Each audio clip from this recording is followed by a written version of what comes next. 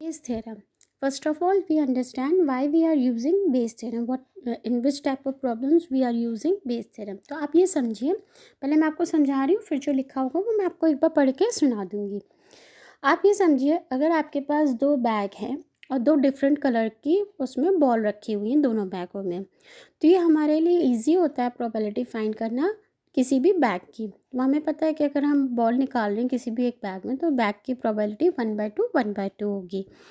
या हम इजीली निकाल सकते हैं एक विशेष रंग के बॉल की प्रोबेबिलिटी जो किसी विशेष बैग में से निकालने की, जबकि हमें ये गिवन है कि वो बॉल कौन से बैग से निकाली गई है। मतलब हमें ये गिवन है कि आपकी ये बॉल जो है इस बैग से निकाली गई है। आपको बस ये पता करना है कि वो बॉल कैसी हो, रेड हो कि वो ब्लैक हो कि वो वाइट हो। आप ये प्रोबेबिलिटी आराम से अब तक निकाल लेते हैं। लेकिन अगर हमें जस्ट इसका रिवर्स निकालना है, रिवर्स इन द सेंस हमें ये निकालना हो कि हमें बॉल का कलर गिवन है कि ये बॉल इस कलर की है, बट हमें ये निकालनी है प्रोबेबिलिटी कि वो बॉल कौन से बैग से निकाली गई है। समझे? पहले वाले में आपको क्या था कि आपको ये गिवन है कि ये इस बैग में से निकाली गई है, और आपको ये फाइंड करना होता था कि बॉल कौन से कलर की है। मतलब निकाली हुई बॉल जो है क्या प्रोबेबिलिटी कि वो रेड हो कि वाइट हो कि ब्लैक हो, ये आप निकाल लेते हैं। लेकिन अब हमें क्या हो कि हमें बॉल का कलर गिवन है कि ये रेड है कि वाइट है, लेकिन हमें ये निकालना है कि ये बॉल जो है कौन से बैग में से निकाली गई है। तो जब हमें ऐसे रिवर्स निकालना होता है प्रोबेबिलिटी, तब हम यूज़ करते हैं बेस थ्योरम का। तो एक बार पढ़ लीजिए। Consider that there are two bags 1 and 2. Bag 1 contains 2 white and 3 red balls, and bag 2 contains 4 white and 5 red balls. One ball is drawn at random from one of the bags.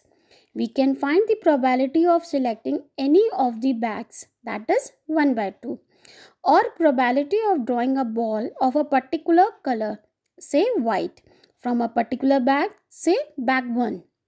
In other words, we can find the probability that the ball drawn is of particular color if we are given the bag from which the ball is drawn. But can we find the probability that the ball drawn is from a particular bag, say bag 2, if the color of the ball drawn is given? Here we have to find the reverse probability of bag 2 to be selected when an event occurred after it is known. To solve this we use Bayes theorem. ठीक है, जो मैंने आपको अभी हिंदी में समझाया था वही आपको इंग्लिश में यहाँ लिख के बताया गया है। First of all, we understand partition of a sample space. A set of events E1, E2, En is said to represent a partition of the sample space capital S if EI intersection EJ is phi, where I is not equal to J. J is from 1 to N, and the union of all the events equal to the sample space. Probability of each event should be positive. ठीक है? In other words, the events E1, E2, so on En represent the partition of the sample space S if they are pairwise disjoint. Pairwise disjoint है, that is why इन दोनों का intersection कैसा आ रहा है? phi आ रहा है. Pairwise disjoint, exhaustive, and have non-zero probabilities. As an example, we see the non-empty event E and its complement E dash from a partition of the sample space capital S since they satisfy. आपको पता है कि अगर आप intersection लेंगे ई और ई dash का तो वो क्या मिलेगा आपको फाई, लेकिन जब आप इनका यूनियन लेंगे तो आपको क्या मिल जाएगा, पूरा का पूरा sample space. So this is also an example of the partition of a sample space. ठीक है, इसके बाद हम इसी के बारे में आगे देखते हैं. Theorem on total probability. Let capital E1, E2, En be a partition of the sample space S. Suppose that each of the event E1, E2, so on En has non-zero probabilities of occurrence. Let capital A be an event associated with capital S. Then we have this formula. ठीक है, probability of event A is equals to this. So this is the theorem of on total probability, जो आपको अच्छे से याद रखनी है ध्यान रखना, इसका भी क्वेश्चन आपके में आ जाता है। इस प्रोबेबिलिटी को हम थोड़ा सा एक एग्जाम्पल के थ्रू समझेंगे। एग्जाम्पल देखिए, a person has undertaken a construction job, the probabilities are 0.65 that there will be strike, 0.80 that the construction job will be completed on time if there is no strike, and 0.32 that the construction job will be completed on time if there is a strike. Determine the probability that the construction job will be completed on time. तो आपको क्या निकालना है? Probability निकालनी है the construction job will be completed on time. तो ये हो गया आपका इवेंट ए। इवेंट ए क्या हो गया? Job will be completed on time. तो आपने मान लिया let capital A B the event that the construction job will be completed on time. तो हम आपको ए कौन सा इवेंट मानना है? जो प्रोबेबिलिटी पूछी गई है। And capital B the event there will be a strike. एक आपने मान लिया, एक इवेंट बी मान लिया कि आपकी स्ट्राइक हो रही है। We have to find probability of A. आपको प्रोबेबिलिटी ऑफ ए फाइंड करना है इसके हेल्प से। प्रोबेबिलिटी ऑफ बी आपको दे रखा है 0.65। देखिए प्रोबेबिलिटी है कि अगर वहाँ पर स्ट्राइक है, ठीक है। Probability of B dash is equals to 1 minus probability of B is equals to this. Probability A slash B is equals to 0.32। देखिए 0.32 क्या दे रखा है? ये रहा 0.32 that the construction job will be completed on time if there is a strike. तो A slash B हो गया। ए आपने कंप्लीशन का माना है, बी आपने स्ट्राइक का माना है। फिर 0.80 आपकी है that there is a strike, the construction job will be completed on time if there is no strike. ये दे रखा है, यानी आपको क्या दे रखा है? ए स्लैश बी डैश की value. Even B and B dash form a partition of the sample space S. Therefore, by theorem and total probability, we have आप प्रोबेबिलिटी ऑफ ए को ऐसे लिख सकते हो क्योंकि बी और बी डैश दोनों का यूनियन मिलके आपका सैम्पल स्पेस बनता है।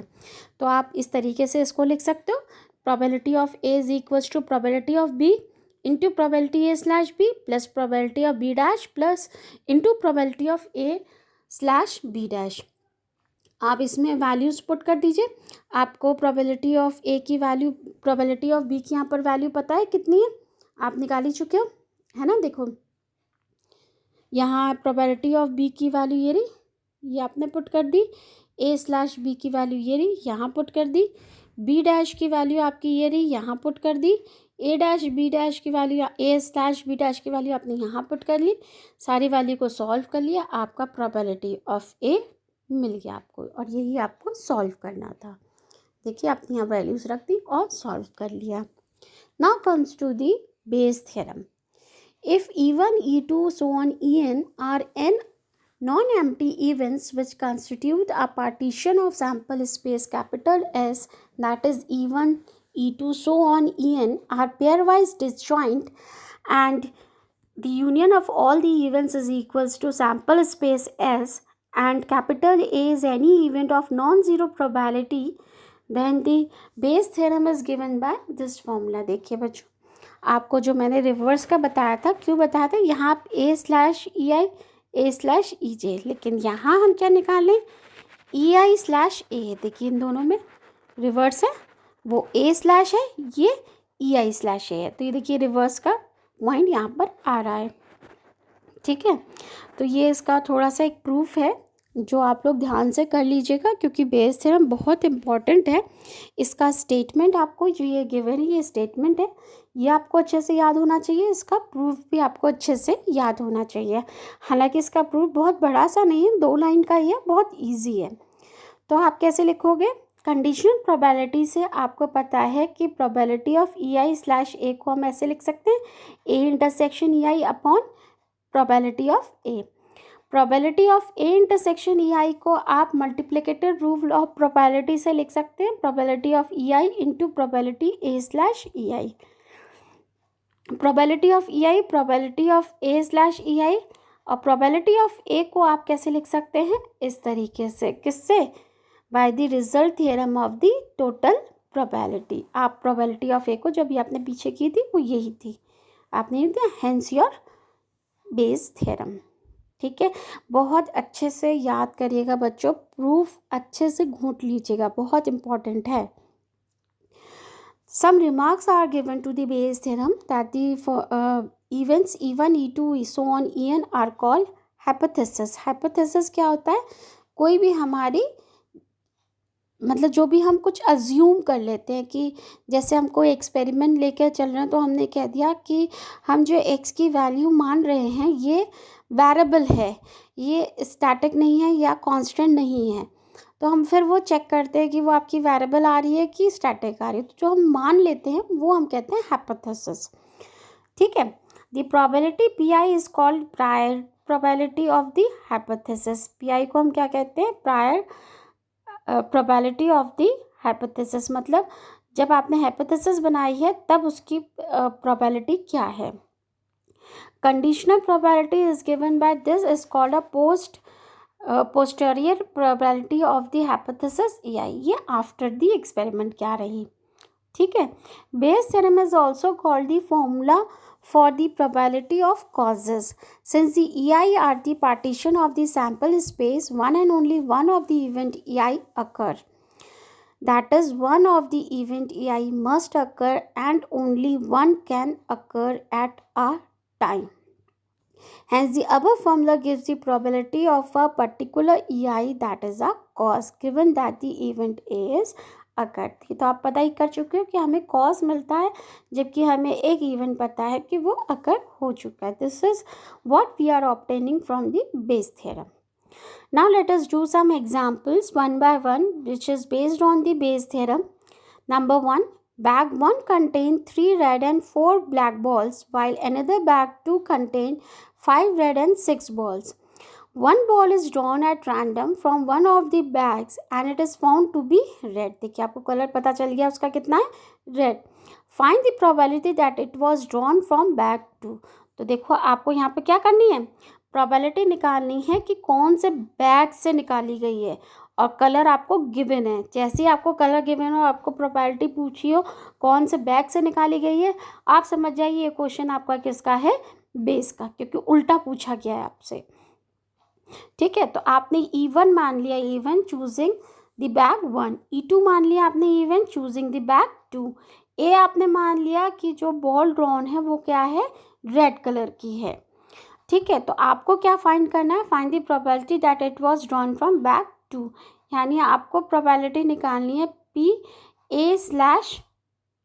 E2/A, मतलब E2 कि वो बैग 2 में से निकाली हो, कलर आपको दे रखा है वो किसका कैसा कलर है, ए.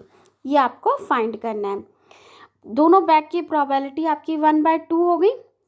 ठीक है, अच्छा अब प्रोबेबिलिटी वो बॉल जो है वो आपके बैग 1 में से ड्रॉन की गई है, इसकी क्या प्रोबेबिलिटी होगी, तो वो यहाँ देखिए बैग 1 में आपकी 3 रेड है और टोटल बैग बॉल कितनी हो गई, 7, तो क्या हो जाएगी 3/7 की रेड बॉल जो है पहले बैग में से निकाली गई है उसकी प्रोबेबिलिटी. और दूसरे बैग में से निकाली हो तो यहाँ पर आपकी 5 रेड है और टोटल बॉल है आपकी 11, तो 5/11. ठीक है, तो आपको निकालनी है प्रोबेबिलिटी कि जो बॉल हो वो कौन से बैग से हो, 2 से हो. तो आपको निकालनी है प्रोबेबिलिटी कि बैग 2 से हो और क्या कलर गिवन है उसका, रेड. ठीक है, ये प्रोबेबिलिटी कितनी होगी, तो this can be written as probability of E2 जो हमें निकालनी है इनटू प्रोबेबिलिटी ऑफ A/E2. अब यहाँ पर जो होगा इसके फॉर्मूले में, यहाँ इसका ठीक उल्टा जो हमें पता होता है, अपॉन जितने भी हैं उन सब का सम, तो खाली 2 ही हैं, PE1 PA/E1 plus PE2 PA/E2.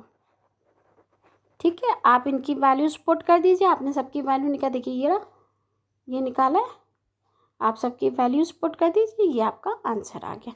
इसकी वैल्यू पुट कर दीजिए, आपको आंसर मिल जाएगा. ठीक है, नेक्स्ट देखिए, given 3 identical boxes, first, second and third, each containing 2 coins.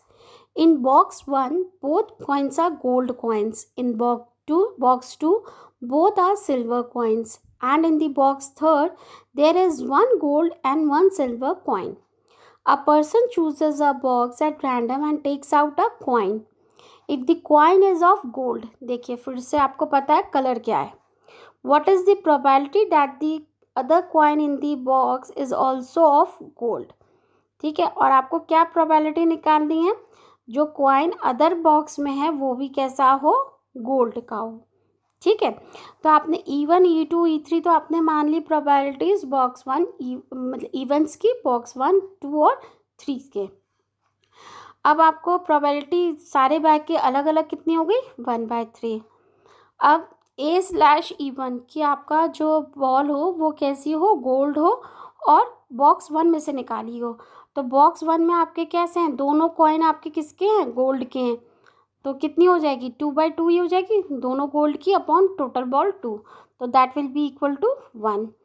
Box 2 में आपके बोथ आर सिल्वर कॉइन्स, तो बोथ गोल्ड की तो उसकी प्रोबेबिलिटी 0 हो जाएगी.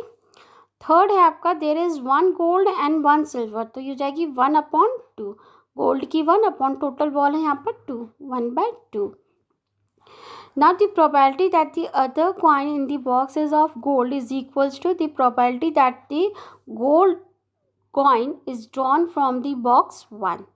यही तो हमें निकालना है जो हमसे पूछा है कि find the probability that the ball is drawn that the other coin in the box is also a gold. तो किस में, एक तो हम निकाल चुके, वो गोल्ड मिल ही चुका है. दूसरा आपको गोल्ड किस में मिलेगा, सिर्फ इसी में तो मिलेगा जिसमें आपके दोनों गोल्ड है. तो वो किस में दोनों गोल्ड हैं, बॉक्स 1 में.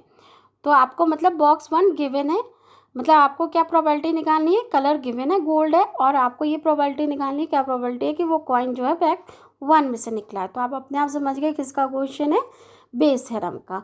तो आपको निकालनी है P(E1/A). E1/A की वैल्यू आपको जो फॉर्मूला है बिल्कुल उसी में रख लेना. इसका फॉर्मूला मैं एक बार और लिख देती हूँ तो आपको ध्यान हो जाएगा एक अच्छे से. आपको निकालनी है probability of E1/A which is equals to probability of E1, ये उल्टा होता है, प्रोबेबिलिटी ऑफ A/E1. अब टोटल बैग हमारे 3 हैं, तो यही वाली वैल्यू 3 बार अलग अलग बैग के लिए लिखी जाएगी. पहली तो E1 के लिए लिखी जाएगी अपॉन में, प्लस E2 के लिए लिखी जाएगी, A/E2, प्लस एक आपकी E3 के लिए लिखी जाएगी, A/E3. ठीक है, तो कलर गिवन होता है इसीलिए हम /A तो नीचे लिखेंगे, और यहाँ ठीक इसका उल्टा होता है बच्चों, बस आप ये ध्यान रखिएगा. तो आपने ये फॉर्मूला लिखा, सारी वैल्यूज़ आपको ऑलरेडी पता है, आपने एक एक करके यहाँ पर वैल्यूज़ पुट कर दी, सोल्यूशन फाइंड कर लिया. ठीक है, नेक्स्ट है suppose that the reliability of a HIV test is specified as follows. Of people having HIV, 90% of the tests detect the disease, but 10% go undetected. Of people free of HIV, 99% of the tests are judged HIV negative, but 1% are diagnosed as showing HIV positive. From a large population of which only 0.1% having HIV, 1% is selected at random, given the HIV test, and the pathologist reports him or her as HIV positive. What is the probability that the person actually has HIV? ये आपको निकालनी है. ठीक है, तो आपने E मान ली probability that की पर्सन जो सिलेक्ट हुआ है उसको एक्चुअली HIV है, और इवेंट A आपको क्या माननी पड़ेगी, event that the person HIV test is diagnosed as positive. ठीक है, HIV टेस्ट जो डायग्नोज हुआ वो पॉजिटिव है. We need to find E/A, मतलब आपको क्या निकालना है कि वो एक्चुअली पॉजिटिव है और उसको फाइंड भी वो पॉजिटिव हुआ है. ठीक है, तो आपने E' मान लिया that the event that the person selected is actually not having the HIV. तो E और E' मिलके आपका सैम्पल स्पेस बनाएंगे, तो ये आपके पार्टीशन है. तो आपको प्रोबेबिलिटी ऑफ E तो गिवन है 1.1%, ये गिवन है. प्रोबेबिलिटी ऑफ E निकालिए, प्रोबेबिलिटी ऑफ E' क्या हो जाएगा, 1 minus probability of E. A/E क्या हो जाएगा, that is the person tested as HIV positive given that he और she is actually having HIV, तो वो आपको दे रखा है 90%। A/E' दे रखा है आपको, ये देखिए कहीं दे रखा था 1%, तो वो आपको दे रखा है 1%। ये रहा देखिए 1% ये गिवन है, ये आपको ही दे रखा है। अब आपको E/A निकालना है, आपने सारी वैल्यूज पुट कर ली, यहाँ पर रख दी और सीधे सीधे सोल्यूशन फाइंड कर लिया। नेक्स्ट है, in a factory which manufacture bolts machine A, B and C manufacture respectively 25%, 35% and 45% of the bolts. Of their outputs, 5, 4 and 2% are respectively defective bolts. A bolt is drawn at random from the product and it is found to be defective. देखिए उल्टा दे रखा है, defective दे रखा है। अब आपको find करना है कि वो कौन से मैन्युफैक्चरिंग मशीन में से बना है, A में से बना है, B में से बना है कि C में से बना है। तो आप अपने आप समझ जाए, this equation of Bayes theorem. तो आपने B1 इवेंट मान लिया, bolt is manufactured bye A machine A, B2 machine B, B3 machine C, ठीक है। और आपने इवेंट E मान लिया, द बोल्ट इज डिफेक्टिव। तो अब आपको प्रोबेबिलिटीज फाइंड करनी है। प्रोबेबिलिटी ऑफ E1 दे रखा है आपको 25%, प्रोबेबिलिटी ऑफ B2 दे रखा है 0.35, प्रोबेबिलिटी ऑफ B3 दे रखा है 0.40। तो E/B1 की प्रोबेबिलिटी क्या हो गई आपकी 5%, ठीक है। देखिए यहाँ ये तो आपने निकाल लिया E1, probability of this is not E1, this is probability of B1 not E1, ठीक है। तो probability of E/B1, probability that the bolt drawn is defected given that it is manufactured by machine A, that will be given equal to 5%, ठीक है। तो आपने 5% निकाले, that will be equal to this probability E/B2 0.4। ये आपको देखो यहाँ दे रखा है, ये रखा है, ये रहा देखो 5, ये आया 4, ये आया 2। B2/E की वैल्यू आपने फॉर्मूला लिख लिया, जैसे भी आपको लिखना सिखाया था, सबकी वैल्यूज फाइंड कर ली, इसमें पुट कर दी और इसको सॉल्व कर लिया, ठीक है। अब नेक्स्ट है आपका 5th है, a doctor is to visit a patient. From the past experience, it is known that the probabilities that he will come by train, bus, scooter or by other means of transport are respective this. The probabilities that he will be late are this if he comes by train, bus or scooter respectively. But if he comes by the other means of transport, then he will not be late. When he arrives, he is late. What is the probability that it comes by train? तो देखो फिर से उल्टा ही पूछा है, तो आपको किसके क्या यूज़ करना है, बेस थ्योरम का क्वेश्चन